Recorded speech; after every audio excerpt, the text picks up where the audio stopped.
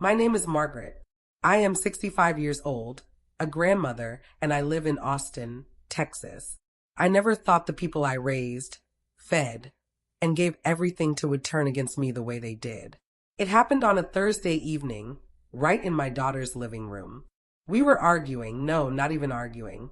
I was begging, pleading with them to show me just a little respect.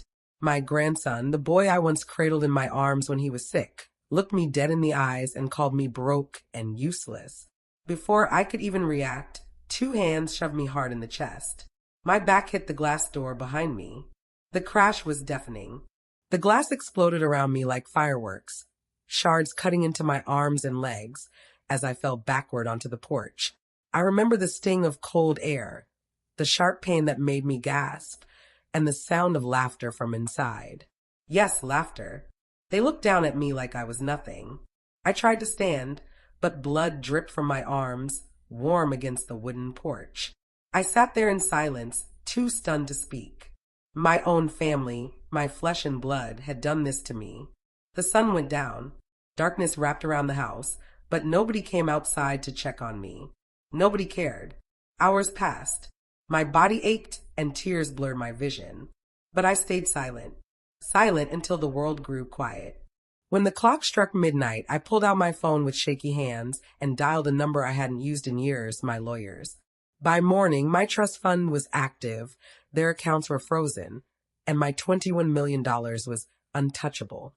Hello everyone, welcome to today's video. Let me know where you are watching from. You don't know, you might be lucky to get a shout out on our next video. Don't forget to like and subscribe to this channel if you like stories like this. Now, let me take you back to the beginning, because for you to understand how I ended up sitting in a pool of blood outside my daughter's home, you need to know the whole story. I wasn't always strong. In fact, I was weak for most of my life. I believed too much in kindness, in forgiveness, in the idea that love could change people. My husband, Richard, and I had 3 children. Susan, our oldest, Mark, our middle child, and Daniel, our youngest. We raised them in a modest home, nothing fancy, but we gave them what mattered most, our time, our love, and our values. Richard worked as an engineer, and I was a school teacher. Life wasn't easy, but we managed. I taught my children to always help others, to show empathy, to never let greed or hate rule their hearts. I thought I had done a good job. I really did. But the older I got, the more I realized they only took my kindness as weakness. The betrayal didn't happen overnight. It grew slowly, like a weed that you ignore until it chokes the garden. After Richard died of a stroke 15 years ago, everything changed. Suddenly, I was the old widow with resources. At first, the kids were gentle, checking on me, asking if I was okay. But soon the phone calls turned into requests, and the visits turned into demands. Mom, I just need a little help with the mortgage. Mom, can you loan me $5,000 until next month? Mom, the kids need braces. Could you step in? I gave. I gave until my savings were gone. I sold jewelry. I sold Richard's car. I even dipped into the small trust fund Richard and I had built together for emergencies. And every time I gave, I told myself, they'll appreciate this. They'll love me for it. But they didn't. The more I gave, the more they wanted. Then one day, Susan let it slip. Mom, you don't really need money. You're old. What do you even need it for? We're the ones who have lives to build. I laughed it off then, but her words haunted me at night. Was that all I was to them? A bank account with wrinkles? Years passed, and the demands grew bolder. I found myself scared to say no because the guilt trips were unbearable. Mark would say things like, Dad would have wanted you to help. Dana would remind me that I'd already lived my life. The truth? They were vultures circling a carcass they thought was almost gone. But here's the part they didn't know. Richard was smarter than they ever gave him credit for. While they thought I had burned through every penny, Richard had set up a hidden trust fund, one that I could activate if things ever got truly unbearable. It was buried under legal terms and protected by some of the best lawyers in Texas. $21 million sat there, waiting. I didn't touch it, not because I didn't need it, but because I wanted to believe my children loved me for me, not for money. I held on to that belief, until the night they shoved me through the glass. But let me back up a little. The betrayal didn't just come from the children. It came from the grandchildren too. And maybe that's what broke me the most. Because I raised those kids when their parents were too busy chasing careers or running around town. I cooked for them, helped with homework, stayed up with them when they were sick. They used to call me their safe place. But when the kids grew older, they changed too. They started to echo their parents' words. Grandma doesn't have much. She can't give us what we need.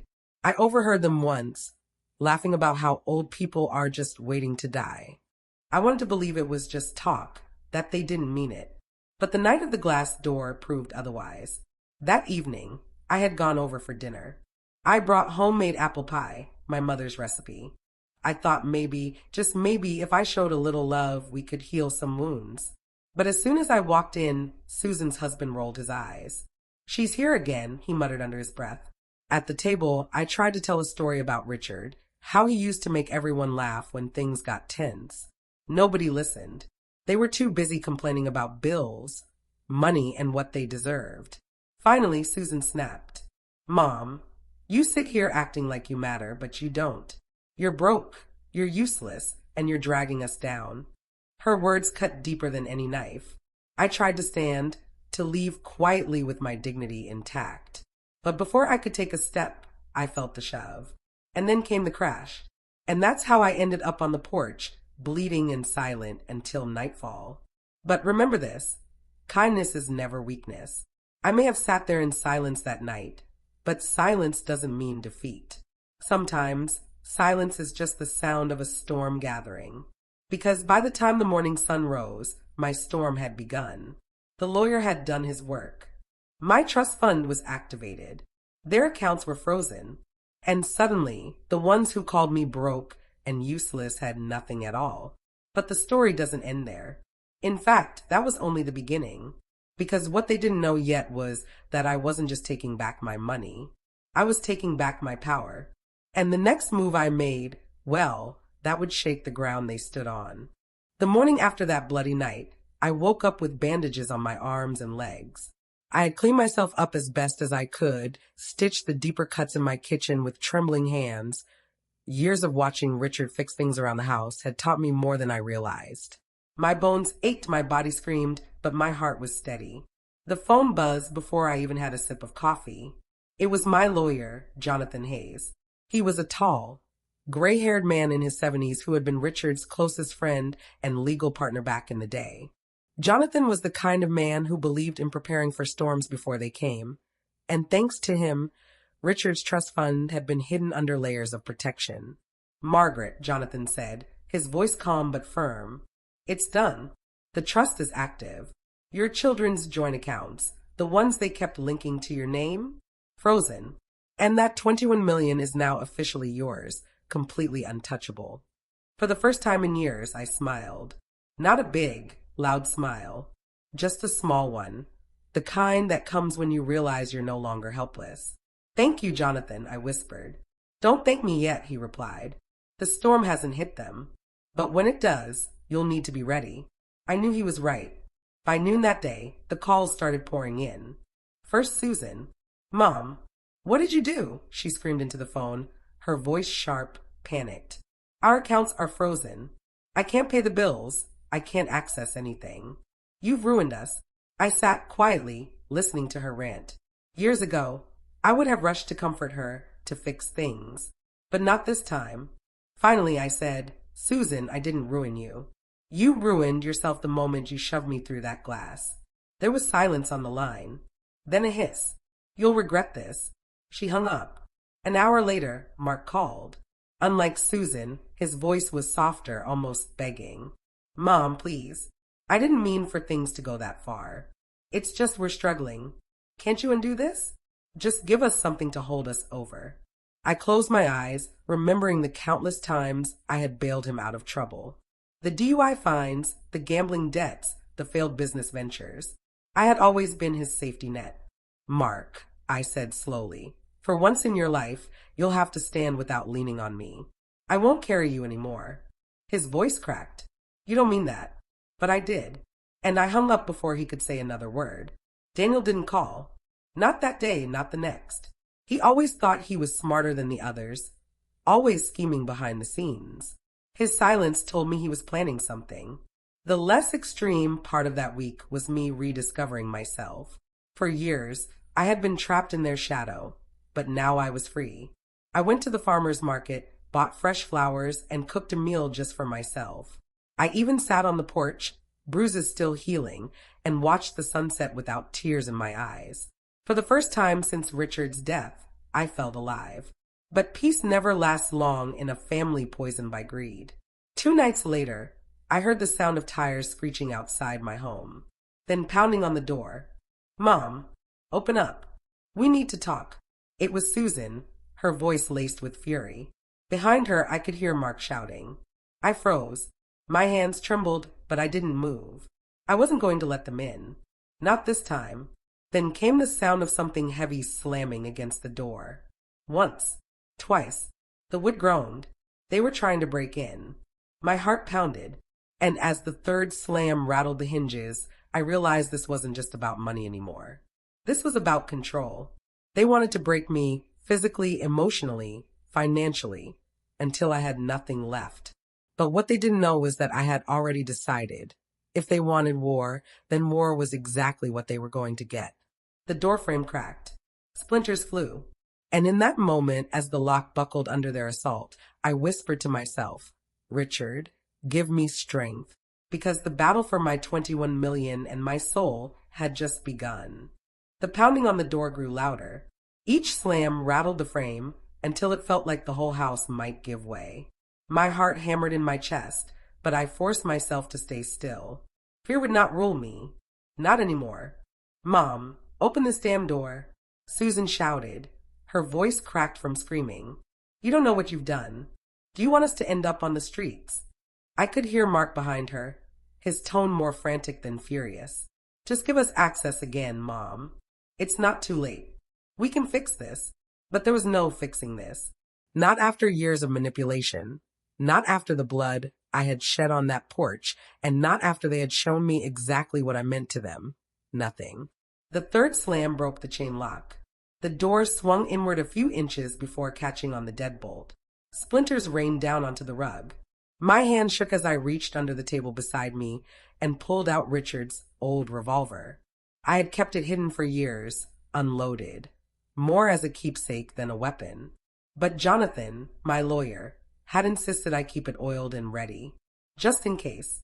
I loaded it with trembling fingers, the sound of the clicking bullets almost calming me. The fourth slam sent the door crashing halfway open. Mark's arm shoved through the gap, reaching for the lock.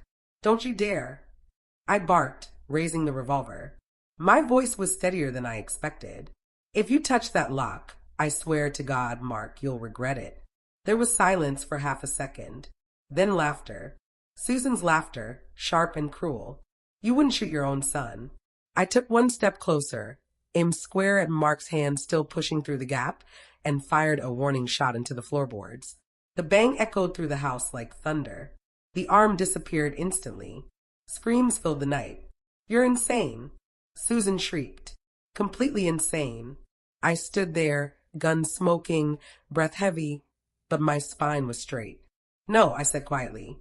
"I'm just done being your victim." For a long moment, all I heard was the sound of their retreating footsteps, tires screeching as they sped away into the dark. I locked the door, slid down to the floor, and let the revolver fall to my side. My whole body trembled, not from fear, but from the release of years of pent-up rage. For the first time in my life, I had stood my ground. The next morning, Jonathan came over. He walked into my kitchen like he always had, carrying a leather briefcase and a look of grim determination. "You did the right thing," he said after I told him about the break-in. "But this is going to get ugly. They won't stop here. Not with 21 million on the table." I poured us both coffee, my hand steadier than the night before. "Let them come. I'm ready now." He gave me a long, measuring look, then opened his briefcase. "Good, because I've already started the next step. I filed restraining orders against all 3 of them, and I'm moving your assets into a separate account, untouchable even if they tried to drag you into court." I felt tears prick my eyes, not of sadness, but of relief. Jonathan, thank you. Don't thank me, he said, sipping his coffee. Just be prepared. When people like them lose control, they get desperate. The less extreme days that followed were oddly peaceful. For once, I had silence. No calls, no demands, no insults. I planted flowers in my garden, the bright colors reminding me that life could still be beautiful. I cooked meals for myself, savored them without anyone criticizing my cooking or reminding me how old-fashioned I was. Neighbors started checking in. Mrs. Thompson from across the street brought me lemon bars. I heard some shouting the other night, she said kindly. Are you all right, Margaret? I smiled at her. I'm fine. Better than I've been in years. And for a moment, I believed it. But storms don't pass so quickly. On the 5th day, as I sat on the porch with my tea, I noticed a black SUV parked across the street. It had been there since morning, unmoving. The windows were tinted, too dark to see inside. At first, I told myself it was nothing. Maybe a neighbor's guest. Maybe someone lost. But by noon, when it hadn't moved, a chill crept up my spine. By dusk, when the engine started and it slowly rolled past my house before disappearing, I knew better. They were watching me. That night, I double-checked every lock, loaded the revolver again, and sat by the window. Sleep didn't come. Only the hum of crickets and the memory of that SUV circling like a predator. The next morning, Jonathan called. Margaret, we need to talk. There's been movement on their end. My stomach nodded. What kind of movement? He sighed. Susan and Mark have filed for power of attorney. They're trying to declare you mentally unfit to handle your own finances. For a moment, the world tilted. Mentally unfit? After everything they had done to me. Now they wanted to paint me as crazy? Jonathan's voice hardened. They don't have a case. Not unless they can prove you've lost your faculties. And from what I can see, you're sharper than ever. But they're going to try, Margaret. And it's going to get ugly. I set the phone down slowly, staring out the window at the quiet street. Rage bubbled inside me, hotter than anything I'd ever felt before. First they shoved me through a glass door. Then they tried to break into my home. And now they wanted to strip me of my dignity by calling me insane. I clenched my fists, nails digging into my palms. Jonathan, I said through gritted teeth, if they want war, then they're going to get war. Because this wasn't just about money anymore. This was about my name, my sanity, my very soul. And I was ready to burn everything they thought they knew to the ground. The summons arrived on a rainy Tuesday morning. I opened the envelope with shaking hands and read the words I had always dreaded. Petition for power of attorney on grounds of mental incapacity. Susan and Mark had signed their names at the bottom in bold strokes, as if they were proud of it. My own children. My blood. They were telling the world I was crazy. For a long moment, I just sat there at the kitchen table, the rain tapping against the window, the paper trembling in my hands. My heart hurt more than it had the night they shoved me through that glass. Money I could live without. But dignity? Sanity? That was all I had left. The phone rang. Jonathan's voice came through steady as stone. I got the notice too. Don't panic, Margaret. This is exactly what I expected. It's their last card to play. Last card. I whispered, my throat tight. Jonathan, they're trying to put me in a nursing home. They're trying to make the world think I've lost my mind. They can try, he said firmly. But I've already lined up your defense. We'll fight this in court and we'll win. But Margaret, yes. His pause told me everything before he said it. You'll need to face them head on. No hiding. No silence. You'll need to stand in front of the judge, the lawyers, the whole town, and show them exactly who you are. I set the phone down slowly. The thought of standing in a courtroom, with Susan and Mark staring at me like vultures, filled me with dread. But then I remembered Richard's voice, the way he used to whisper whenever life cornered me. You're stronger than you think, Maggie. Always stronger. The hearing was scheduled for 2 weeks later. 2 weeks to prepare. 2 weeks to steady my mind and body. The less extreme days that followed were filled with small victories. Jonathan brought over a retired doctor, Dr. Evans, a sharp man in his 80s, who tested my memory, my reasoning, my faculties. Margaret, You're sharper than most 50-year-olds I've seen, he said with a smile. They don't have a prayer of proving you unfit. Neighbors rallied around me too. Mrs. Thompson promised to testify about how independent I was. Even the cashier at the grocery store offered to write a statement about how I shopped alone every week. Perfectly capable. Their kindness warmed me. A reminder that while blood can betray you, strangers can show you true family. But in the quiet hours of the night, fear crept in. What if the judge believed them? What if my children spun their lies so well that the court sided with them? The thought of being locked away in some sterile home, stripped of control over my own life, made me shiver. The morning of the hearing arrived too quickly. I wore Richard's favorite navy dress, the one he said made me look untouchable. Jonathan picked me up in his old Cadillac, his briefcase on the seat between us. As we pulled up to the courthouse, my stomach knotted. Reporters lined the steps, cameras flashing. Word had spread. An elderly woman with $21 million being dragged to court by her children was a story too juicy for the press to ignore. Stay calm, Jonathan murmured, offering me his arm. This is your stage. Show them who Margaret really is. Inside, the courtroom buzzed with whispers. Susan sat at one table, her blonde hair perfectly styled, her expression a mask of righteous indignation. Mark sat beside her, head bowed, playing the role of the worried son. Their lawyer, a slick man in a gray suit, smirked as we walked in. When the judge entered, silence fell. The hearing began. Their lawyer was the first to speak. He painted a picture of me as a fragile, unstable old woman, confused and prone to irrational behavior. He even mentioned the night of the break-in, twisting it into a story where I had threatened my children with a firearm in a fit of delusion. My hands clenched in my lap. Delusion? They had tried to break into my home, and now they were turning my self-defense into evidence of madness. Then it was Jonathan's turn. He stood tall, his voice firm. Your Honor, my client is not only competent, she is the victim of abuse and manipulation at the hands of the very people claiming to care for her. She has raised 3 children, worked as a schoolteacher for decades, and manages her life independently. We have testimony, medical evaluations, and evidence to prove her full capability. Then he looked at me, and more importantly, we have her own voice. The judge nodded. Mrs. Williams, please approach. I stood, my knees shaking, but my back straight. The room felt hot, all eyes on me. I thought of the night on the porch, blood dripping, laughter ringing in my ears. I thought of the SUV watching from the shadows, of the papers calling me insane. And then I thought of Richard, smiling at me from the other side of time. My children say I am unfit, I began, my voice trembling at first but growing steadier. But what they mean is that I am no longer willing to be their victim. I have given them everything, money, time, love. I raised their children when they were too busy to care. I stood by them when no one else would. And how did they repay me? By shoving me through glass, by leaving me bleeding on a porch, and now by dragging me here to strip away what little dignity I have left. Gasps filled the courtroom. Susan's face turned red. Mark shifted uncomfortably. I am not crazy, I continued, louder now. I am not weak.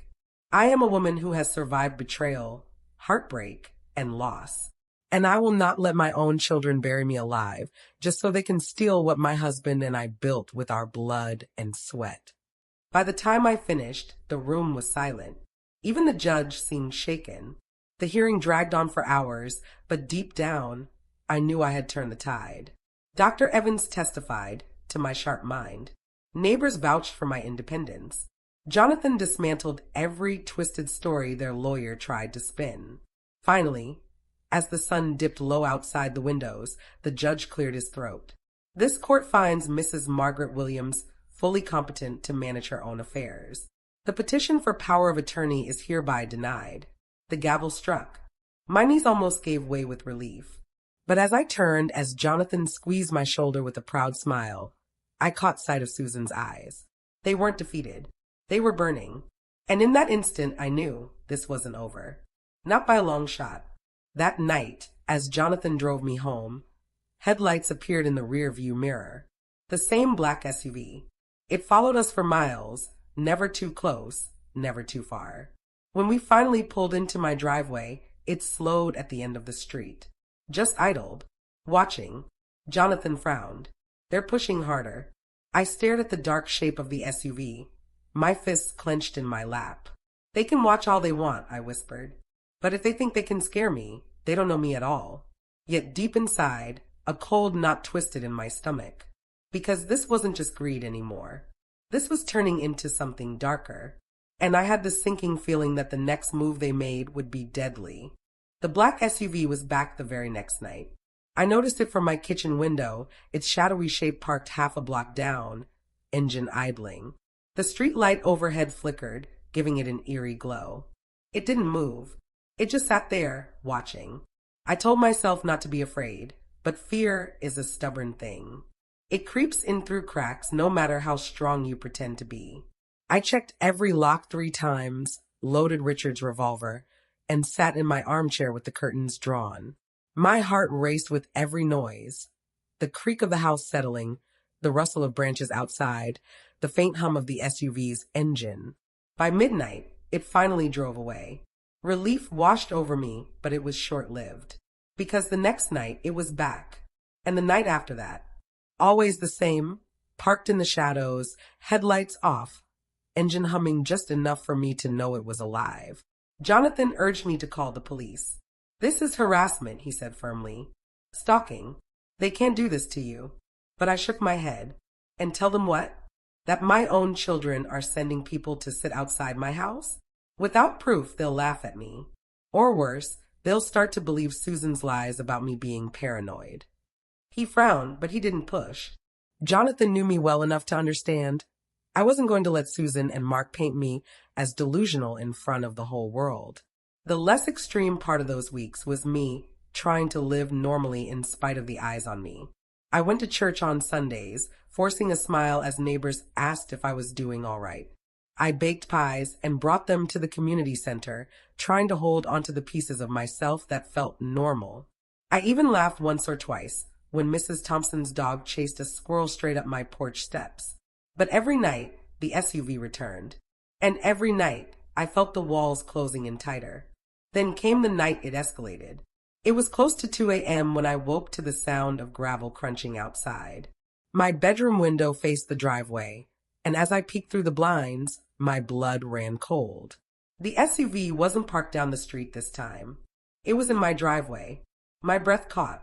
Shadows moved inside the vehicle, at least 2 figures. Then the headlights flared on, flooding my front yard with blinding light. I stumbled back, heart hammering, and reached for the revolver on my nightstand. My hands trembled as I loaded it, the metallic clicks echoing in the silence.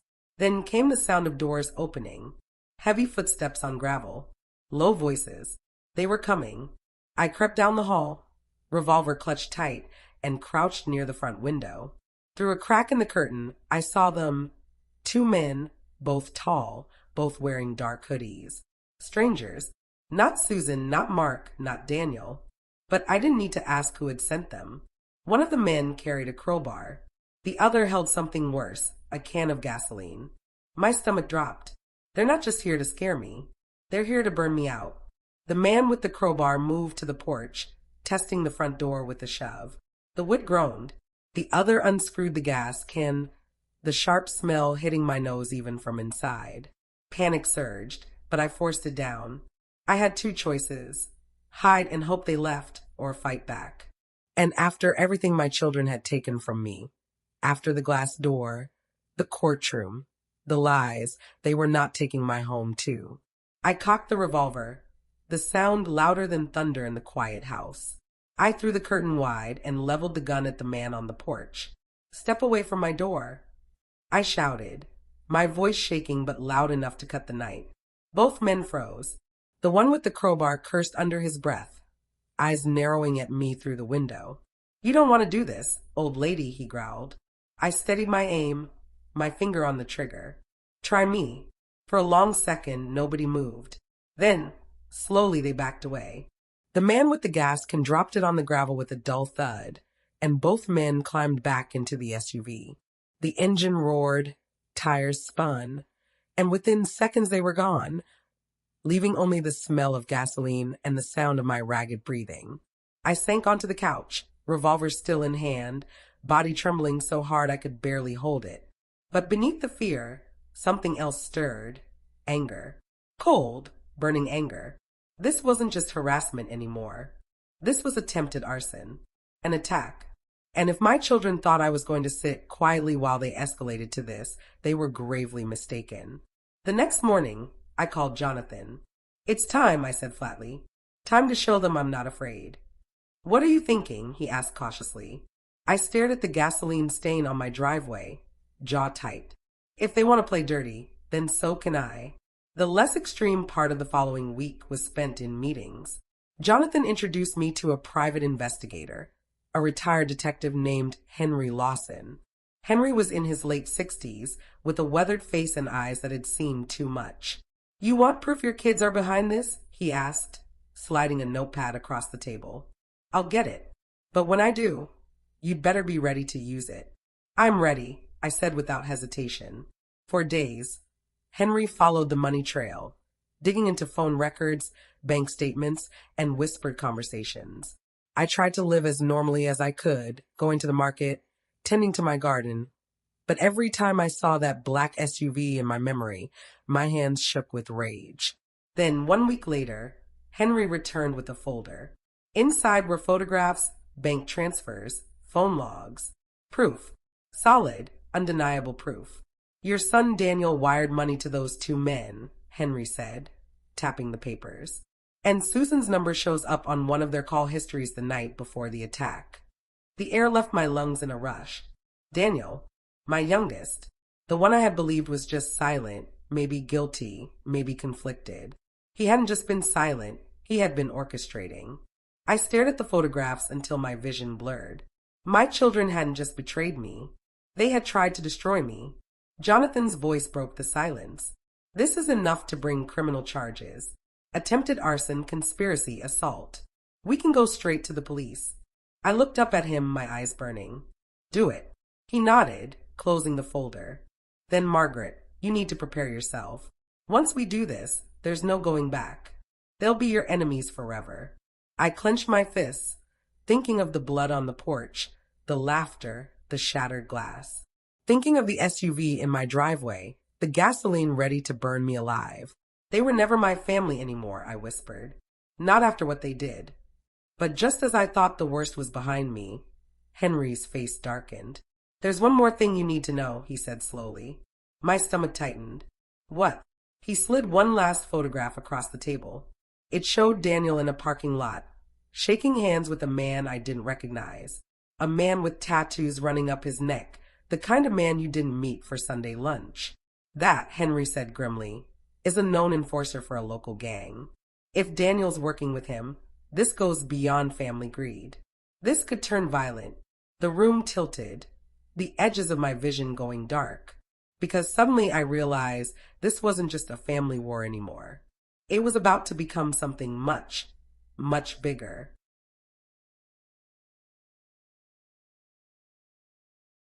When Henry slid that photo across the table, I felt the world tilt. My Daniel, my baby, the one I used to rock to sleep when colic kept him screaming through the night, was standing arm in arm with a man who looked like he'd crawled straight out of a nightmare. Tattoos up his neck, shaved head, dead eyes. A man who didn't know the meaning of family or mercy. "That man's name is Luis Ortega," Henry explained grimly. "He's affiliated with a gang out of San Antonio. They specialize in intimidation, extortion, and, if the money's right, worse." I couldn't breathe. "Worse." Jonathan placed a steadying hand on mine. "Margaret, I need you to listen carefully. This isn't just about the money anymore. This is about your safety. If Daniel is reaching out to men like this, you need to assume the worst." For a moment, I couldn't speak. My son hadn't just betrayed me. He had invited wolves into our family war. Finally, I swallowed hard. "What do we do?" Henry leaned forward. "We have two choices. We can take this evidence to the police right now, press charges, and let the law deal with it. Or," he hesitated, eyes narrowing, "or we keep digging, find out exactly what Daniel promised them, and cut this thing off at the root before it gets worse." Jonathan frowned. Henry, this isn't some schoolyard scuffle. If Ortega's involved, Margaret could be in danger. Henry's eyes met mine. She already is. Silence fell. My pulse hammered. I knew Jonathan wanted me safe, tucked away somewhere far from all this. But I also knew something else. Hiding had never saved me. Not when Susan shoved me through glass. Not when Mark tried to guilt me into giving more. Not when they sent men to burn me out of my home. If I wanted to survive, I had to face this head on. I straightened my back, my voice steady. We keep digging. Jonathan sighed, but he didn't argue. He knew my mind was made up. The less extreme days that followed were filled with planning. Henry installed security cameras around my house, hidden in the eaves and trees. He showed me how to check the feeds on a tablet, how to spot suspicious movement. Jonathan updated my will. Not because I planned on dying, but because he wanted to make sure that if the worst happened, my children wouldn't see a cent. Your assets are locked tighter than Fort Knox, he assured me. Even if you're gone, they'll never touch them. It should have been comforting, but instead it left a bitter taste in my mouth. What kind of world was it where I had to protect myself from my own children? Still, small moments of peace came. Mrs. Thompson brought me a casserole and prayed with me on the porch. The pastor at church put a gentle hand on my shoulder and said, "God sees your pain, Margaret. He sees everything." I clung to those words like a lifeline. But peace is fragile, and mine shattered 3 nights later. It was close to midnight when the sound of tires on gravel woke me. My stomach dropped as I peeked through the blinds. The SUV was back. Only this time it wasn't alone. 2 more cars pulled up behind it, their headlights cutting through the dark. Doors slammed. Voices carried across the night air. Rough, angry, unfamiliar. Not my children. Strangers. Men. At least 5 of them. They moved like predators, spreading across my lawn, their shadows long and menacing under the moonlight. One carried a bat. Another had what looked like a chain wrapped around his fist. My hands shook as I grabbed Richard's revolver from the nightstand. But deep down, I knew. 1 woman with an old gun wasn't enough against 5 men with nothing to lose. I whispered a prayer under my breath and crept to the living room, crouching low near the window. Through the gap in the curtain, I saw them circling, testing doors, peering through windows. My heart raced so loud I thought they'd hear it. Then one of them shouted, "She's in there. Lights are on." A rock smashed through the kitchen window, glass shattering across the floor. I flinched, clutching the revolver tighter. They were inside my yard now. It was happening. I raised the gun, my finger on the trigger, ready to defend myself, but then a deafening sound cut through the night. Sirens. Red and blue lights flashed against the walls. Tires screeched. Police cars swarmed the street, their spotlights blinding the men on my lawn. Down. Hands on the ground. Officers shouted, weapons drawn. The men scattered like cockroaches. Some tried to run, but the police were faster. Within minutes, 3 were on the ground in handcuffs, another dragged from the SUV. The last one disappeared into the night, vanishing between the houses. I collapsed against the wall, the revolver slipping from my hands, my body shaking uncontrollably. Relief, fear, and fury all tangled together until I could barely breathe. An officer banged on my door. "Mrs. Williams? It's safe now. Open up." I unlocked the door with trembling hands. The officer, a young man with kind eyes, stepped inside. "You're lucky, ma'am. Real lucky. We got an anonymous tip about trouble at your address. Otherwise," he shook his head. My breath caught. "Anonymous tip? Do you know who they were?" I asked. He hesitated. "Not yet, but we're running their records. Some of them look tied to a crew out of San Antonio." Ortega. I sank onto the couch, my whole body aching. They had sent them for me. My children had actually sent gang members to my door. As the officers cleared the scene, one thought burned hotter than all the rest. Who had called in the tip? Who had saved me at the last second? The next morning, Jonathan and Henry sat in my kitchen, papers and photographs spread across the table. Henry's expression was grim. Those men were Ortega's crew. No doubt about it. And the money trail. He tapped a bank record. Leads straight back to Daniel. Jonathan leaned forward, his voice low. Margaret, this is it. We take this evidence to the DA. Attempted arson was bad enough. But hiring gang members to intimidate you? That's a felony. We can have them arrested. I stared at the papers, at my son's name in black and white. My chest tightened. He hadn't just betrayed me. He had tried to destroy me completely. My hand trembled as I reached for the folder. Do it, I whispered. Henry nodded, gathering the papers. But then his phone buzzed. He glanced at the screen, his face darkening. What is it? Jonathan asked. Henry looked at me, his jaw tight. Ortega. He just made bail. And word is he's looking for you. The room went cold, because suddenly I realized last night had just been a warning. The real storm was still coming. The moment Henry said Ortega's name, the air in the room turned heavy.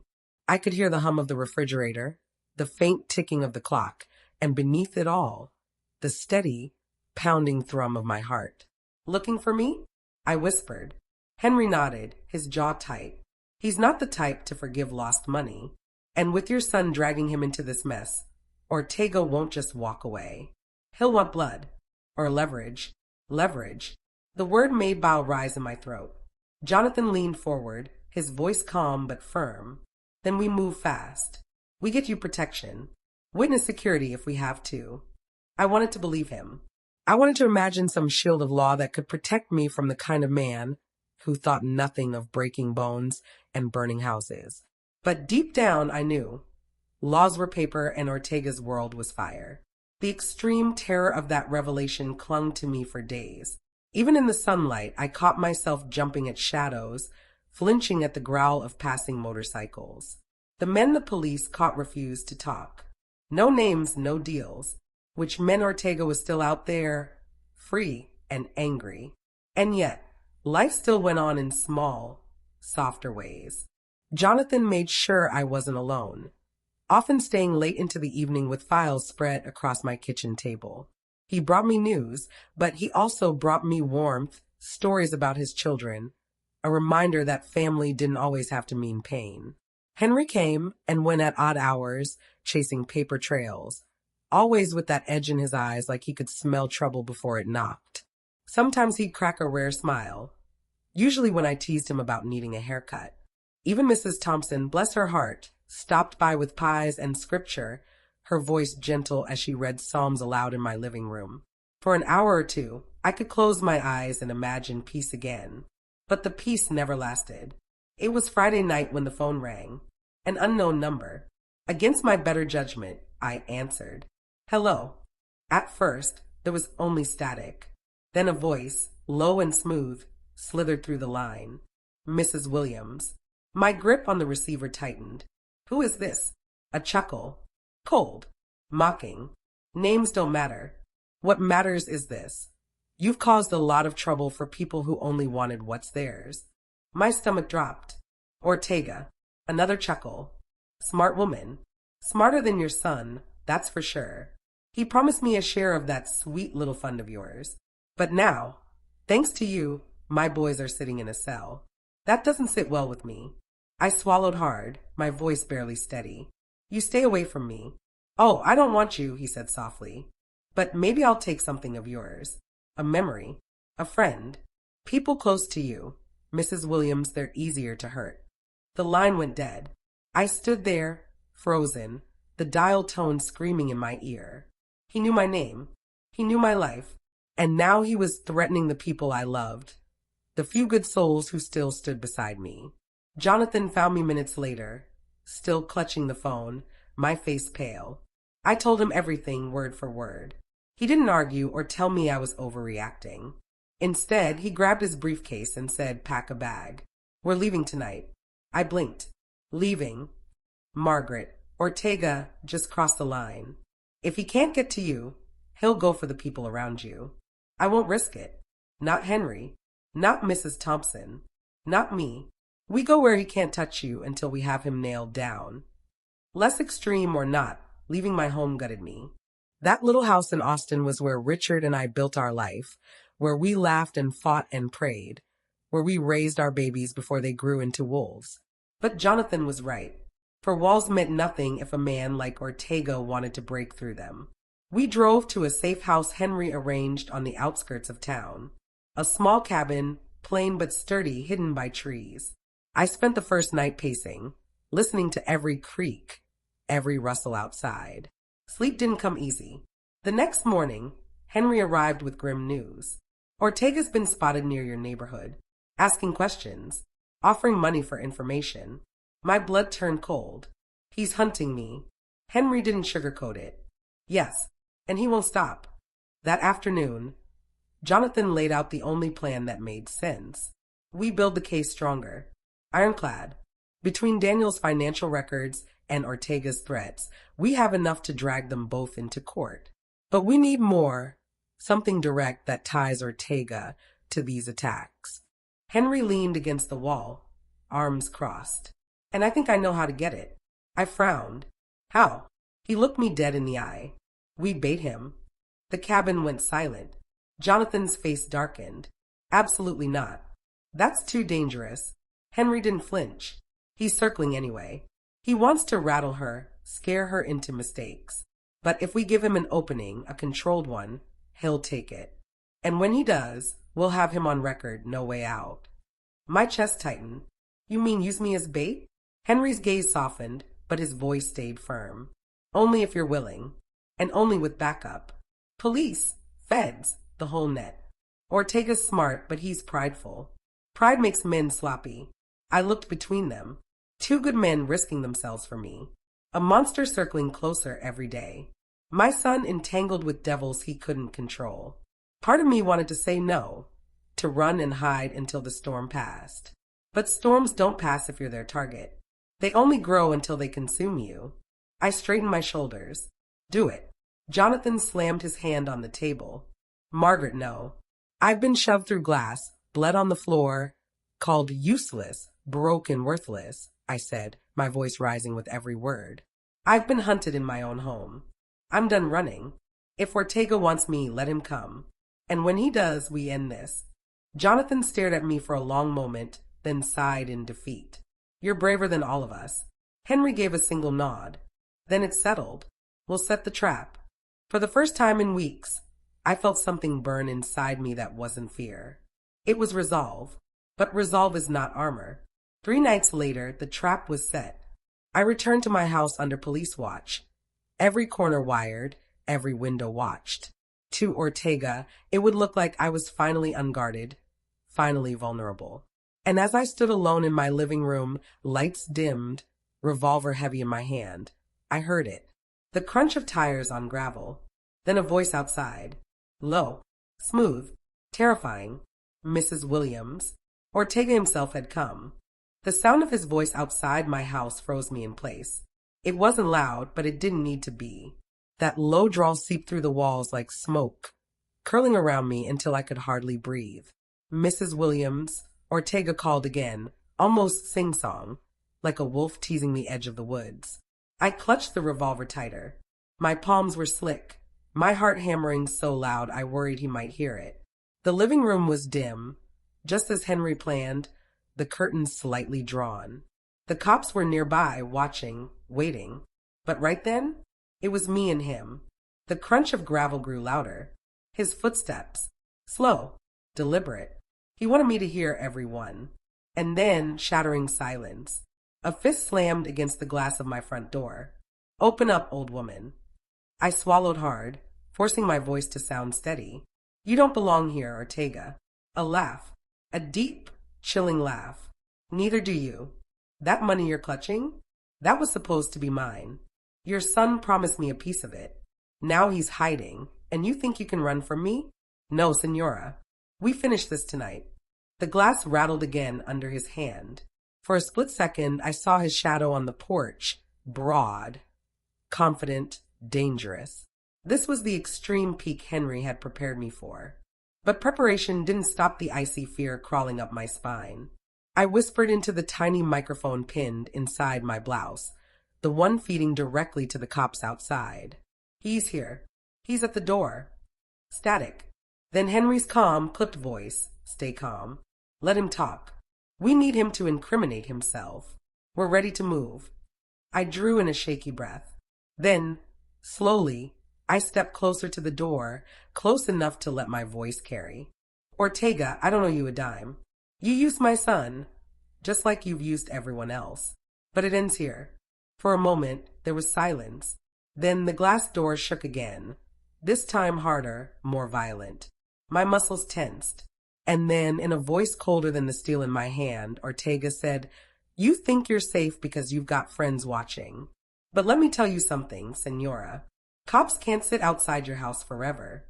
And when they leave, when they're not here to protect you, I'll be back. And you won't see me coming." That was it. That was the confession Henry needed. Proof of a direct threat. But Ortega didn't stop there. The sound of metal scraping filled the air. He was pulling something from his jacket. A gun. Before I could blink, the sharp pop of glass breaking rang out. Ortega smashed the door's side panel and reached for the lock. The extreme danger was here. I stumbled back, my revolver trembling in my grip. "He's inside. He's breaking in," I shouted into the mic. Suddenly, everything exploded. Red and blue lights flooded the porch. Shouts. Boots pounding the ground. Police swarmed from every direction. "Freeze. Drop it." But Ortega didn't freeze. He swung his gun up, pointing toward the door, toward me. I didn't think. I pulled the trigger. The shot was deafening, echoing off the walls. Ortega jerked back, roaring in pain, his gun clattering to the ground. Before he could recover, officers tackled him to the porch, pinning him down, shouting orders. I stood frozen, the revolver shaking in my hands, the smell of gunpowder burning in my nose. "Clear." "We got him," one officer shouted. Henry rushed inside a second later, his face pale but fierce. "Margaret, you okay?" I nodded, though my knees nearly buckled. I shot him." Henry gently took the gun from my hands. "You saved yourself. Don't you forget that." The danger passed, but the aftermath cut deep. Hours later, the house was empty again, except for me, Jonathan, and Henry. Ortega was in custody, wounded but alive. The police promised he wouldn't be leaving anytime soon. Still, I couldn't shake the weight of what I'd done. The echo of the gunshot replayed over and over in my head, each time sharper, heavier. Jonathan sat beside me on the couch, his voice soft. "Don't torture yourself. You didn't ask for this fight. Ortega forced it on you." "But I pulled the trigger," I whispered. "I've never." "You protected yourself," Jonathan interrupted firmly. "And now you've protected all of us. Ortega can't touch you anymore." It should have felt like victory. Instead, it felt like standing on the edge of a cliff, staring into a darkness that stretched on forever. The less extreme days that followed passed slowly. I stayed at the cabin again, this time with an officer posted outside. Ortega's court date was set, and Jonathan worked tirelessly to ensure the case against him was ironclad. Mrs. Thompson visited me, her hands warm as she prayed over me, her words soft as she said, "The Lord won't give you more than you can bear." I tried to believe her. But storms don't die just because you survive one lightning strike. They gather again, darker, heavier.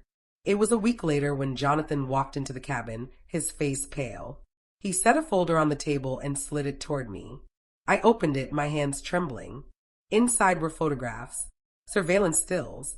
My son, Daniel, standing outside a cheap motel in Houston, shaking hands with one of Ortega's men. Jonathan's voice was grim. "Ortega may be in custody, but his people aren't. And your son? He's working with them." My stomach dropped. Jonathan leaned closer, his voice heavy. "Margaret, Daniel isn't just mixed up with them anymore. He's leading them." I stared at the photograph, my breath caught somewhere between my chest and my throat. The grainy still showed Daniel clear as day. His stance, his face, even that expensive watch he begged me to buy him years ago when money seemed endless. He wasn't a boy in that picture. He wasn't even just my son. He was a man making choices, dangerous ones. Beside him stood a man I didn't know. But everything about the photo screamed trouble. A cigarette dangling lazily from his mouth, tattoos snaking down his arms, his hand halfway in a handshake with my son. Daniel wasn't just there by accident. He wasn't lost, confused, or manipulated. He was involved. Jonathan's voice broke the silence. We've been tracking Ortega's people since his arrest. We expected them to scatter. Instead, they've been reorganizing. And at the center of it, he tapped the photo with one finger. Is Daniel. I shook my head slowly, though my hands betrayed me, trembling against the table. No, he's my son. He wouldn't. He would, Jonathan said, his voice heavy with a sorrow I wasn't used to hearing from him. You know it, Margaret. The signs were there. His obsession with money. His anger when you didn't hand everything over. Ortega may be in prison, but your son is carrying his torch. I pressed the photo to my chest, rocking slightly, as though hugging it could somehow erase the truth staring back at me. But I'm his mother. I raised him. I gave him everything. Why would he? Because sometimes, Jonathan said quietly, the ones we love most are the ones who cut deepest. You gave him kindness, but he chose greed. That's not on you. Tears blurred the photo, dripping onto Daniel's printed face. For a moment, I was back in the small Ohio kitchen where I'd once bandaged his scraped knee. Back when his tears broke my heart, not the other way around.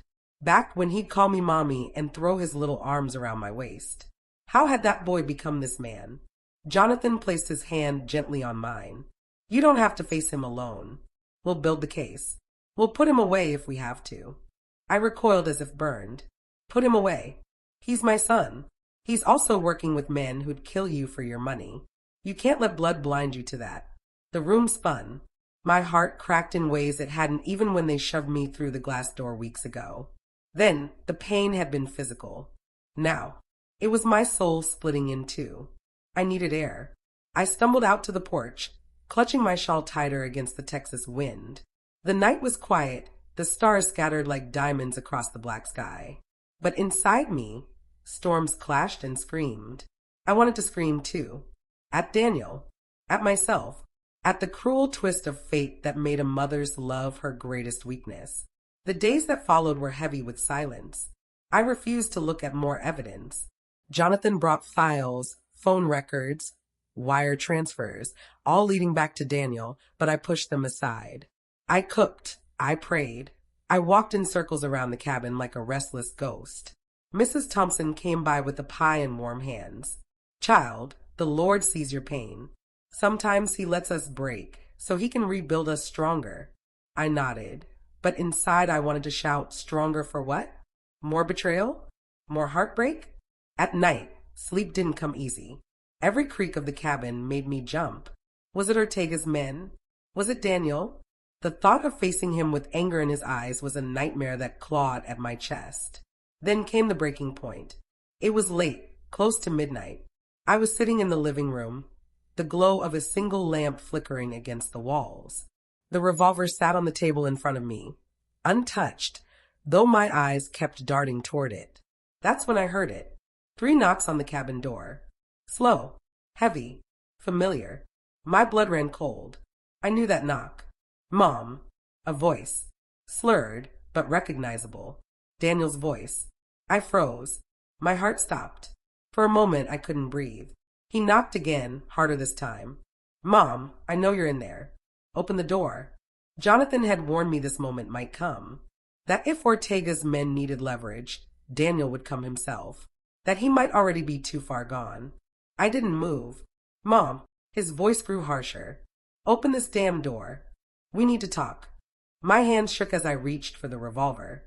My mind raced. What if he was here to apologize? What if he wanted help?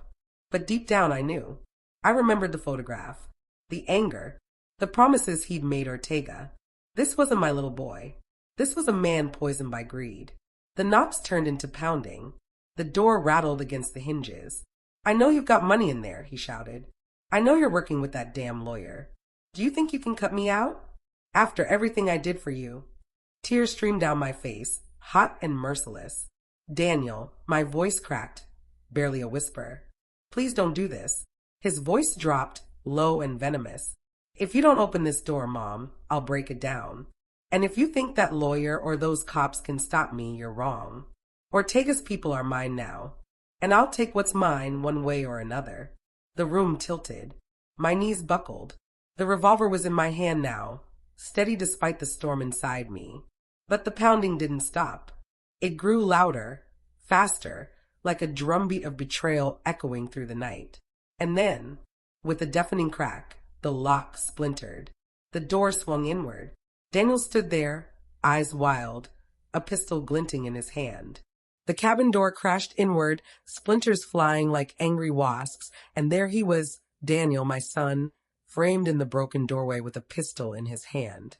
His eyes burned like wildfire, pupils dilated, jaw clenched. For a heartbeat, I couldn't move. He wasn't just my son anymore. He was a stranger wearing my boy's face. Mom. His voice cracked, halfway between a plea and a threat. Step away from the table. My hands shook as I lifted the revolver, though I didn't point it at him. Not yet. Daniel, put that down. Please, we can talk. There's nothing to talk about. He stepped closer, boots crunching on the wood floor. The stench of alcohol and cigarettes clung to him. You've been lying to me, hiding money, playing games with that lawyer like I'm some outsider. You are my son, I whispered, tears slipping down my cheeks. I never wanted it to be like this. I only wanted to protect you. Protect me. He laughed, bitter and sharp. By freezing my accounts? By cutting me out of my own inheritance. Because you weren't ready, I pleaded. Because money can destroy if it lands in the wrong hands. Look at yourself, Daniel. Look at what it's already done. For a moment, his face softened. A flicker, barely there, of the boy who once held my hand in church, the boy who used to chase fireflies in the Ohio backyard. But it vanished just as quickly, replaced by cold rage. Hand over the documents, he snapped, waving the gun toward my desk. The trust, the passwords, everything. Do it now, or so help me. The barrel of his pistol gleamed under the lamplight. He meant it. I gripped the revolver tighter, my knuckles pale. My heart screamed, don't do it. Don't point it at him. But my instincts whispered, if you don't, he will. Daniel. My voice cracked like old wood. You're standing here threatening your own mother. With a gun. Don't you see what you've become? His jaw trembled, but he didn't lower the weapon. You think you're strong? I continued, my voice steadier now. Ortega is using you. He'll chew you up and spit you out, just like he's done with everyone else. And when he does, you'll have nothing, no money, no family, no future. His finger twitched against the trigger. I prayed, Dear Lord, guide me, not for my sake, for his. Then, suddenly, headlights cut through the window. A car rolled into the driveway, gravel crunching under its tires. Daniel's eyes widened. He cursed under his breath. Jonathan. The door to the car slammed. Heavy footsteps rushed toward the porch. Margaret? Jonathan's voice boomed. Are you all right? Daniel's face twisted with panic. You set me up, he hissed. You called him here. I didn't, I swore, tears spilling faster. I didn't, Daniel, I swear. Please, just put the gun down before. The front door swung wider as Jonathan burst in, his own firearm drawn, his eyes locking instantly on Daniel. Drop it, Daniel, he barked, voice sharp as steel. Drop the gun now. Daniel spun toward him, raising his pistol. Time slowed. My scream tore through the cabin. Jonathan's gun cocked. My revolver trembled in my hands. And in that frozen second, Daniel's eyes flickered, confusion, pain, rage, desperation, all tangled into one. Then the choice was mine. I raised the revolver, my heart pounding so loud I couldn't hear anything else, and pointed it straight at my son. Don't make me do this, I whispered. Daniel's chest heaved. His gun hand trembled. Then came the moment. A single gunshot cracked the air. The lamp shattered. Darkness swallowed the room, save for the faint glow of headlights outside. My ears rang. My body froze. I didn't know whose gun had fired. When my vision cleared, I saw Daniel on his knees, clutching his hand. The pistol lay on the floor, kicked away by Jonathan in an instant. Blood dripped between Daniel's fingers. I gasped. I hadn't pulled the trigger. Jonathan hadn't either. The shot had gone wide, hitting the lamp instead. A misfire. Daniel stared at me. Pain etched across his face, not just from his hand, but from something deeper. You were really going to shoot me, he said, voice breaking. I dropped the revolver. It clattered to the floor, useless. I would never. I couldn't. But even as I said it, Part of me knew it wasn't true. If it came down to my life or his, I would have pulled that trigger. Jonathan hauled Daniel to his feet, gripping his arm tight. He needs to be in custody, Margaret. He's too far gone. No, I whispered, stepping back. Not yet. Please, not like this. Daniel's eyes met mine, filled with hate and sorrow. You'll regret this, Mom, he spat. Ortega's men won't stop. And when they come, not even your money will save you. Jonathan shoved him out the door toward the car, muttering into his radio for backup. I stood frozen in the living room, staring at the broken lamp, the splinters, the blood. My son, my flesh and blood, and yet my enemy. The silence afterward was worse than the shouting. It sank into my bones, heavier than grief, sharper than fear. For days after, the cabin felt haunted. Jonathan posted guards nearby, but I still jumped at every creak of the floorboards. I replayed that night over and over in my head. What if Jonathan had been a second later? What if the bullet had struck me instead of the lamp? What if I had shot my own son? Mrs. Thompson visited again, her warm hands folding over mine as I sat at the kitchen table. Margaret, she said softly, you are not responsible for the choices of a grown man. You carried him. You raised him. But his path, it's his own now. I wanted to believe her. I wanted to let that truth sink in. But it wouldn't. Not when the last thing I'd seen in Daniel's eyes was pure hatred. One evening, I sat on the porch staring at the horizon, trying to make peace with the storm inside me. Jonathan joined me, his face weary, his tie loosened. You did the right thing, he said quietly. Then why does it feel like I failed? I asked. Because you're a mother, and mothers don't stop loving their children, even when they should. We sat in silence, the Texas crickets singing in the background. For a brief moment, the world felt calm. But peace is fragile. Because the next morning, Jonathan burst through my door, his face pale, his phone clutched tight in his hand. They broke him out, he said breathlessly. Ortega's men ambushed the convoy last night. Daniel's gone. Daniel's gone. The words barely left Jonathan's lips before my knees buckled beneath me. The chair behind me caught my fall, but my heart kept sinking deeper and deeper, as if trying to bury itself in my chest. What do you mean, gone? My voice trembled. Jonathan raked a hand down his face. His suit jacket hung loose, shirt wrinkled like he hadn't slept. Ortega's men ambushed the transport van. Midnight. Out on Highway 71. It was precise, clean. No gunfire except a single warning shot. They knew the schedule, the route, everything. Daniel's gone, and 3 officers are in the hospital. I pressed my hands over my mouth. The image came unbidden. Daniel being dragged out by men in black masks, his wrists still bruised from cuffs, his face twisting between fear and triumph. This is my fault, I whispered. No, Jonathan's voice was sharp. This is Ortega's doing. He's using your son as leverage, as a weapon against you. But if I hadn't frozen those accounts, if I just talked to Daniel differently, you'd be dead, Margaret. Jonathan's eyes bored into mine. Don't forget that. He came into your home with a gun. He aimed it at you. That wasn't a misunderstanding. That was a choice. I turned away, tears blurring my sight of the morning sun spilling through the curtains. The world outside looked so calm, the Texas fields swaying in the breeze. But my world? My world was collapsing. Jonathan set a folder on the table, flipping it open to reveal photographs, grainy surveillance stills of black SUVs, masked men, blurred faces. They're moving fast. My sources say Ortega wants Daniel out of the state, possibly Mexico. If that happens, we may never see him again. The weight of those words crushed me further. Losing a son to greed was one thing. Losing him to disappear into a cartel's shadow, that was unbearable. What do we do? I asked, my voice a whisper. Jonathan leaned closer. We use what Ortega doesn't expect you. He thinks you're scared, weak, hiding behind lawyers. He doesn't know the Margaret I know, the one who stares down fear and doesn't blink. I wanted to believe him, but I could still feel my hand shaking from the night I almost shot my own son. As the hours passed, news trickled in. Rumors of Daniel spotted in San Antonio, whispers of Ortega's men moving through Austin, but nothing solid.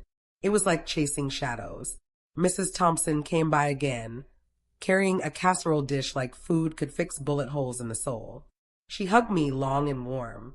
"You listen to me, Margaret," she said firmly. "You can't drown yourself in guilt. You've got to be strong, stronger than you've ever been. Because this battle, it's not just for money anymore. It's for your life." That night, I sat in bed staring at the ceiling. Sleep refused to come. My thoughts tangled: Daniel's angry face, Ortega's name whispered like a curse, Jonathan's warning echoing in my ears. Finally, I sat up and reached for my old writing desk. From the drawer, I pulled out the battered leather journal I'd kept since I was a teenager in Ohio. I opened to a fresh page and wrote, "If I die tomorrow, let it not be said I was silent. Let it be said I fought. Not with fists, but with truth, and with the kind of love that never gives up, even when it should." The pen shook in my hand. I prayed Daniel might read it one day. By morning, Jonathan had new intel. He arrived with two men I hadn't seen before, stern-faced, built like stone walls, each carrying weapons under their jackets. "Private contractors," Jonathan explained when I raised my brows. "Ex-military. Men I trust." He turned serious, lowering his voice. "We've tracked Daniel to a safe house outside Houston. Ortega's men are guarding him, but it's not heavily fortified yet. They're moving him soon. If we act, it has to be now." My heart raced. "You mean go there?" "To him. Yes. And Margaret," Jonathan hesitated. "We can't guarantee he'll come willingly. He may fight us. He may even—" He didn't finish the sentence. He didn't need to. I closed my eyes. Could I face Daniel again? Could I see that same hatred in his eyes without breaking? But then I thought of the alternative. Him being swallowed by Ortega forever. Becoming a pawn in a game that would destroy him, body and soul. I straightened my back. We go. Hours later, we were in a black SUV, speeding down Texas highways, my pulse keeping time with the hum of the tires. The contractors said little, their eyes scanning the roads, hands never far from their weapons. Jonathan sat beside me, his jaw tight, his phone buzzing with constant updates. As we neared Houston, the air grew heavier, the skyline a jagged cut against the sky. My fingers gripped the cross around my neck. "Margaret," Jonathan said softly, "when we get there, stay behind me. No matter what happens, don't run toward him unless I say so." I nodded, though every fiber of my being screamed that I would run to Daniel the second I saw him. The safe house was a rundown ranch on the edge of town, its paint peeling, its windows barred. An old truck sat rusting in the yard. The SUV stopped a block away. The men checked their weapons. Jonathan turned to me. "Stay low. And remember, this isn't just about saving him. It's about surviving." My chest tightened as we crept closer, the crunch of gravel underfoot sounding like thunder in my ears. One of the contractors whispered into his earpiece. Two men on the porch, one circling the back. Jonathan nodded, signaling them forward. In a blur of motion, the contractors moved, silent, precise, shadows in the twilight. A muffled scuffle, the dull thud of fists meeting flesh. Then silence. Jonathan motioned for me to follow. My feet felt like lead as we approached the front door. Inside, the air smelled of sweat and gun oil. My stomach churned, and then I saw him. Daniel, sitting at a table, his hands unbound, a glass of whiskey in front of him. His hair was disheveled, his clothes wrinkled, but his eyes burned brighter than ever. He looked up and smiled. Well, he drawled. "Mommy came after all." My breath caught. Before I could move, the back door slammed open. 6 more men stormed in, rifles raised. Ortega's men. Jonathan cursed, shoving me behind him as the contractors drew their weapons. The room erupted in chaos, shouts, the click of safeties, the electric hum of violence about to ignite. And then, cutting through it all, a new voice. Smooth, cold, commanding. Enough. From the shadows stepped a tall man in a tailored suit, his hair slicked back, his smile sharp as a knife. Ortega himself. My blood turned to ice. Ortega's presence sucked the air out of the room. He didn't shout, didn't wave his gun like a thug. He didn't need to. Power radiated from him like heat, coiling around the men with rifles until they seemed less like soldiers and more like his shadows. My breath hitched. I had pictured him 1,000 different ways, a brute, a wild-eyed killer, a faceless ghost. But the reality was worse. He looked civilized, educated. His charcoal suit fit him like it was sewn by the devil's tailor. His smile was polite, his hands calm. That was the most terrifying part. He glanced at Daniel first, clapping a hand on my son's shoulder. "You've done well," Ortega murmured, like a teacher praising a bright pupil. Daniel didn't flinch. In fact, he smirked. "Told you she'd come. She always comes." His words stabbed me straight through the heart. Jonathan shifted closer, his hand subtly brushing against his concealed weapon. Ortega's eyes flicked to him, and in that instant, Jonathan froze like a deer that had just realized the wolf had been watching all along. "You must be Jonathan." Ortega's voice was smooth, almost friendly. "The lawyer who plays knight to the broken queen." Jonathan said nothing. His silence was deliberate, defiant. But I saw his jaw tighten, the vein pulsing at his temple. Ortega's gaze slid to me, and suddenly I felt stripped bare, every secret, every weakness laid out before him. "And you," he said softly, "must be Margaret." I swallowed hard. My palms were clammy, my legs trembling. But I refused to look away. He stepped closer, so close I could smell the faint cologne on his skin, expensive, citrus, and smoke. "Do you know what I admire about you, Margaret?" His smile widened. "You survived. Most women your age, they bend, they break. But you bleed, and you keep standing." My mouth was dry, but I forced myself to speak. "What do you want?" His eyes sparkled with amusement. "Straight to the point. I like that." He spread his arms, addressing the room. "What I want is balance. Daniel here is ambitious. He reminds me of myself at his age. But ambition without resources is wasted. That's where you come in." My stomach twisted. "You think I'll just hand over my money?" He chuckled, a low sound that made my skin crawl. "Oh, no, no, no. Not hand it over. Work with us. Invest. Partner. Partner." The word was poison. Jonathan stepped forward, his voice low and steady. "She's not interested." Ortega didn't even glance at him. He kept his eyes locked on mine, as if Jonathan's words were the buzzing of a fly. "You misunderstand," Ortega said smoothly. "This isn't a negotiation. It's an invitation. Refuse it and—" He snapped his fingers. Instantly, one of the armed men pressed the barrel of his rifle against Jonathan's temple. I gasped. "Stop. Please don't hurt him." Ortega's smile widened. "Ah, there it is. The real Margaret. Compassionate. Willing to bleed for others. Admirable. Dangerous." He leaned in closer, his voice dropping to a whisper only I could hear. "Say yes, and I'll let your friend live. Say no, and you'll watch me put a bullet through his skull before your eyes." The room spun. Jonathan's life. My son's future. My soul felt split in two. And then Daniel's voice cut through the chaos. "She won't say no." He leaned back in his chair, his eyes glittering with cruel confidence. "She's too soft. Always has been. That's why she never cut me off, never gave up on me, never walked away. She'll give you whatever you want, Ortega. Watch." The betrayal in his words made me dizzy. My own child, wagering my life like chips in a poker game. Tears stung my eyes, but I forced myself to stand tall. My voice trembled, but I made it strong enough to cut the air. "You're right, Daniel. I didn't give up on you. I won't give up now." I turned to Ortega, my chest heaving. "But if you think I'll ever partner with you, you're more foolish than I thought." The room froze. Jonathan's eyes widened. Ortega's smile faltered. Even Daniel's smirk slipped. For the first time, silence held the power, and it was mine. Ortega studied me, tilting his head like a man appraising a rare painting. "Interesting." Then, without warning, he raised his hand. The rifle pressed harder against Jonathan's head. "Last chance," Ortega said softly. "Say yes." My breath caught in my throat. Jonathan's life balanced on the edge of a whisper. And then, before I could speak, gunfire erupted outside. Windows shattered. Shouts filled the night. Ortega's men spun toward the door, rifles raised. Jonathan Dove, tackling me to the floor as chaos exploded around us. Through the ringing in my ears, I heard one phrase shouted over and over.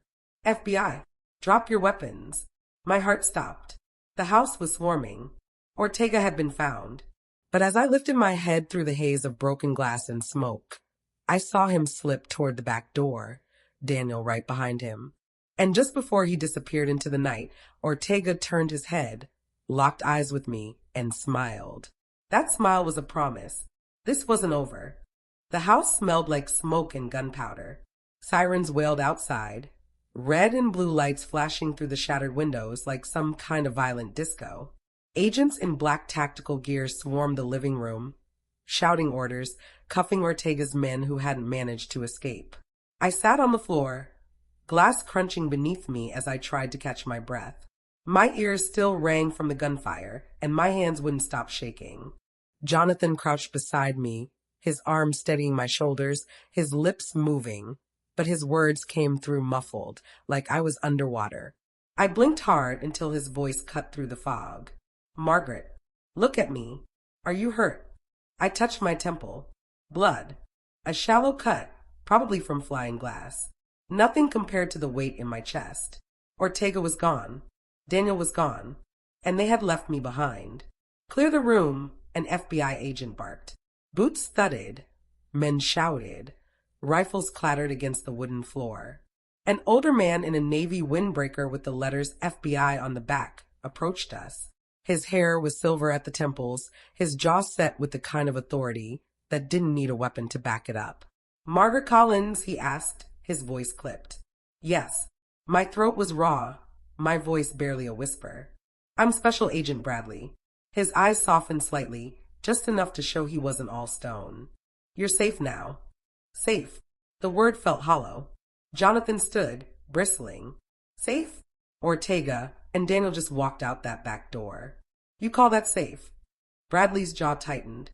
We'll find them. But first, we need to get you out of here. They ushered me outside into the humid Georgia night.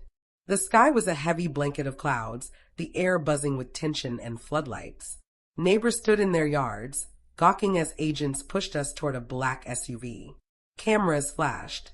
Local reporters already circling like vultures. Inside the SUV, the silence was thick. I stared out the window, my heart aching with questions that had no answers. Why had Daniel gone with Ortega, so willingly? Did he hate me that much? Was I just a stepping stone on his climb to power? At FBI headquarters in Atlanta, they separated Jonathan and me. They led me into a cold interrogation room, its walls gray and bare. A single camera blinked red from the corner. Agent Bradley sat across from me, his hands folded on the table. I know tonight was traumatic, Mrs. Collins, but we need answers. Ortega isn't just a criminal. He's an empire. Drugs, weapons, extortion, you name it, he controls it. And your son, Bradley's eyes bored into mine. Your son has made himself very valuable to him. My throat closed. He's still my son. Bradley didn't flinch. He's also a key player now, which means finding Ortega may depend on you. The words hit me like a weight. They wanted me to help, to bait Ortega, to choose sides in a war that had already destroyed so much of my family. I pressed my palms against the cold metal table. What happens if I say no? Bradley leaned back, his eyes narrowing. Then Ortega wins. He keeps growing, and Daniel goes deeper into his world until there's no pulling him out. I thought of Daniel as a boy, his tiny hand wrapped around mine as we walked to school, his laugh echoing through our old house before money poisoned everything. That boy was gone, but maybe, just maybe, there was a chance to reach him before it was too late. I'll help you, I whispered. Bradley gave a single nod. Good. Then you'll need protection. We'll set you up in a safe house. The safe house turned out to be a cabin tucked deep in the Blue Ridge Mountains. It was beautiful in a way that felt almost mocking, quiet, peaceful, surrounded by whispering pines. Jonathan stayed with me, his presence a steady anchor against the storm. Days passed in a blur of briefings, surveillance updates, and restless nights. The FBI worked tirelessly, tracking whispers of Ortega's movements. But he was slippery, always 2 steps ahead. One evening, as the sun sank behind the mountains, painting the sky in bruised purples and reds, I stood on the porch of the cabin, staring out at the trees. Jonathan joined me, his hand brushing mine. "You're stronger than you know," he said softly. I wanted to believe him, but all I felt was tired, broken. And then, just as I opened my mouth to reply, the phone inside the cabin rang. Jonathan and I froze. Only the FBI had the number. We rushed inside. The landline's shrill ring filled the silence. Jonathan picked it up, his voice taut. "Hello." A pause.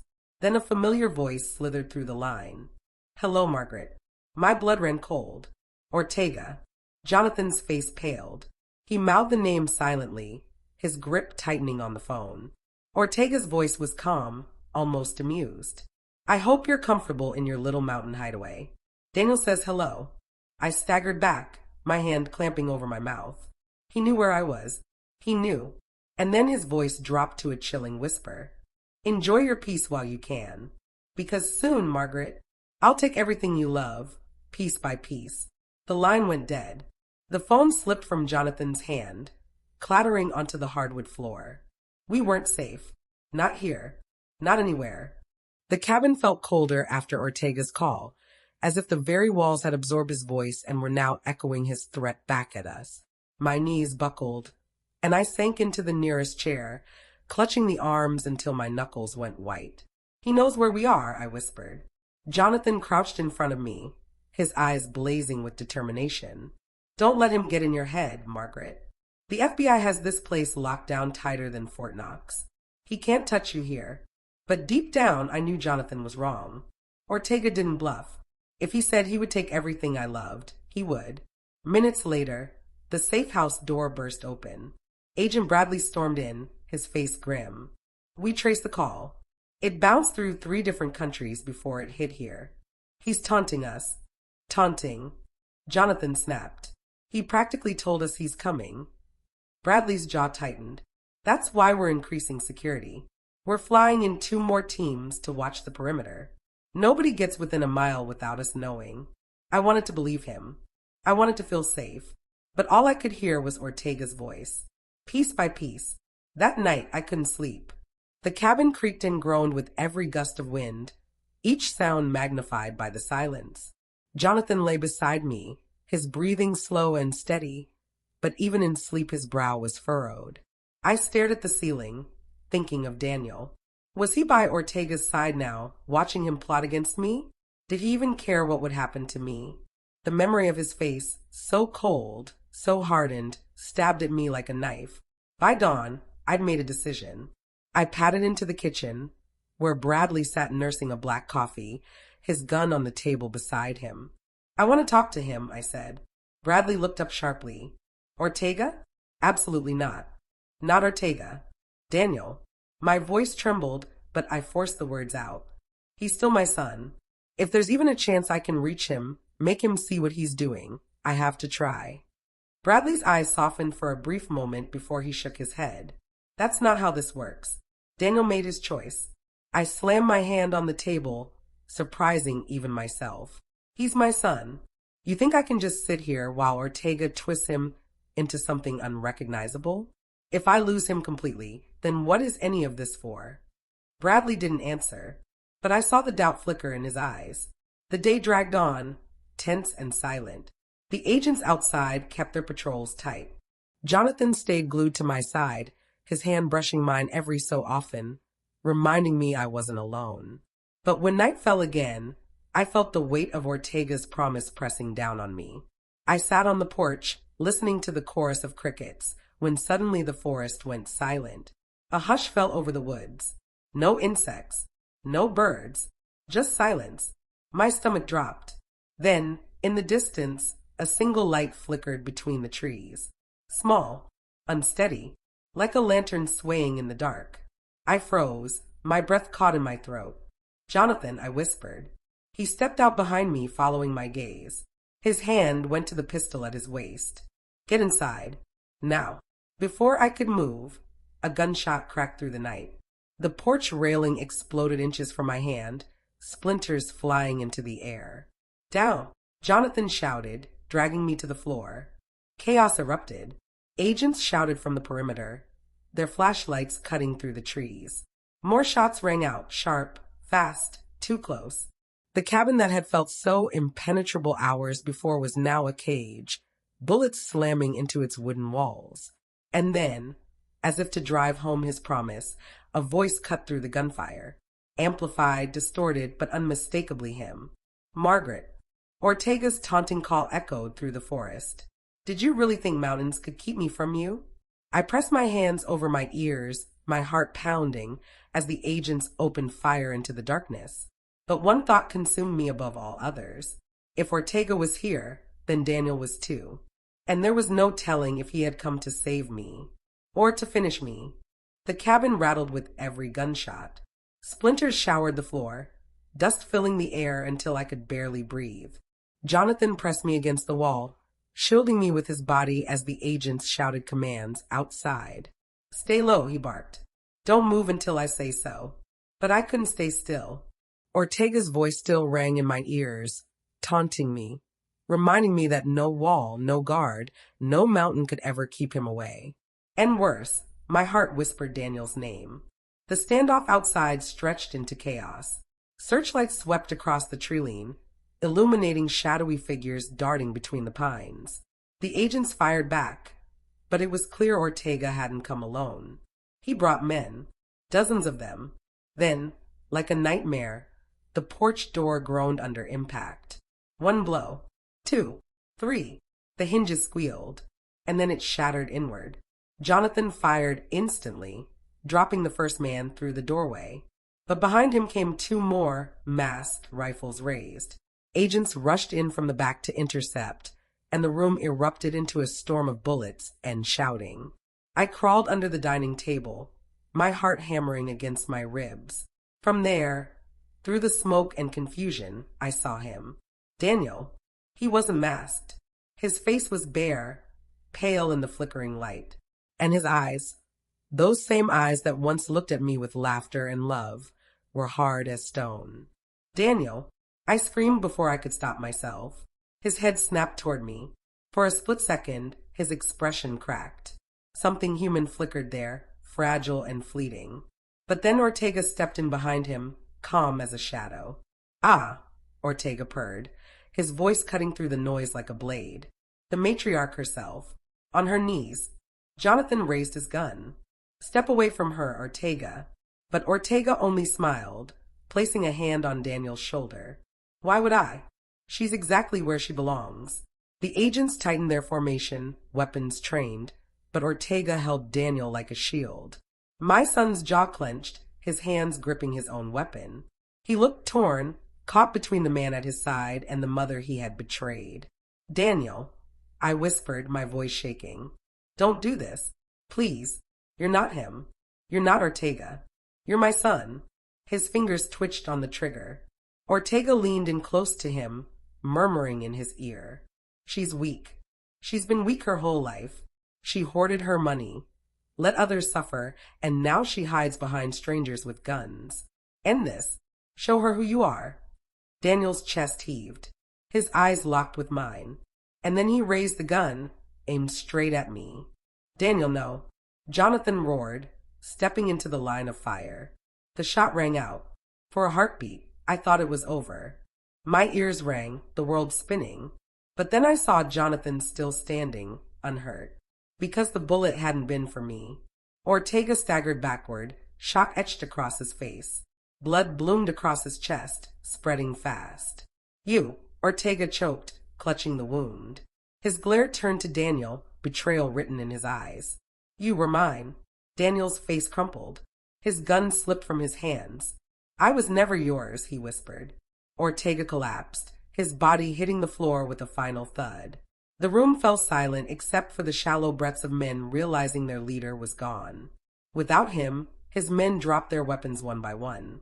The fight was over, but the war inside me wasn't. Daniel stood frozen, tears cutting paths down his face. His eyes searched mine, desperate, pleading. Mom, I didn't know how to get out. I thought he was all I had. I thought his voice broke. Can you ever forgive me? I wanted to run to him, to hold him like I had when he was a boy, to tell him everything would be all right.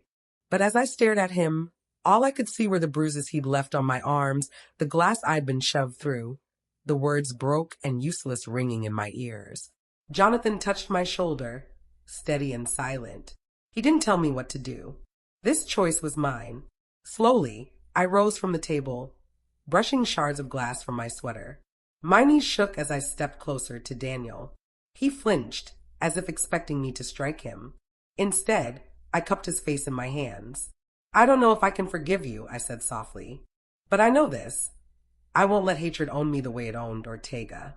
If you truly want redemption, it won't be easy. But it starts here. Tonight. With the truth. Daniel collapsed into sobs, clutching me like a drowning man. And for the first time in months, maybe years, I let myself hope. The agents began clearing the house, cuffing the remaining men.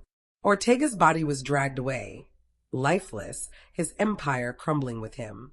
Bradley approached me, his face stern but respectful. It's over, Mrs. Carter. You're safe now. Safe. The word felt foreign. After everything, could safety really exist again? I looked at Jonathan, who took my hand and kissed it gently. I looked at Daniel, broken but still breathing, still my son. And for the first time since that awful night, the glass, the blood, the betrayal, I allowed myself to believe. Not that everything would be perfect. Not that forgiveness would come easily. But that I had survived. And survival, I realized, was its own kind of victory.